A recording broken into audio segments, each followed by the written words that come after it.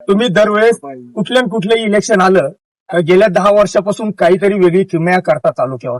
या नगर पंचायतवर कशी किमया करणार? असा तालुक्यातील जनता अतिशय सुजाण आहे. त्यांना काय करायचंय हे अगोदर सर्व माहिती असते.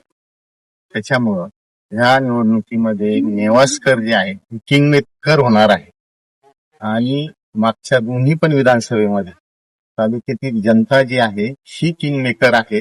आम्ही फक्त एक पार्टीचे पक्षाचे कार्यकर्ते आहोत आणि पक्ष जो उमेदवार देतो त्या उमेदवाराचं प्रामाणिकपणे काम करतो.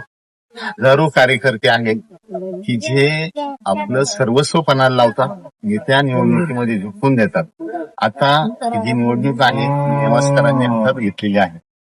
नेवाशामध्ये ज्या बेसिक सुविधा ज्या आहेत, आज समजा नेवाशामध्ये पाण्याचा मोठा प्रश्न आहे, तो आमदार साहेबांनी मार्गी लावलेला आहे. 47 कोटी रुपयाची योजना मंजूर करून आणलेली आहे. तिथला गटरीचा प्रश्न आहे, तो साहेबांना आम्ही आता फिरतोय. तर प्रत्येकाच्या मागणी आहे व आमच्याकडे बंदिस्त गटर योजना पाहिजे, त्याच्यासाठी आमदार साहेब प्रयत्न करतायत. इथं स्वच्छतेचा मोठा प्रश्न आहे, त्याच्यानंतर रस्त्याचे मोठे प्रश्न आहेत. त्याची काही बेसिक सुविधा ज्या आहेत त्या अजून नेवास्करांना पोहोचलेल्या नाहीत.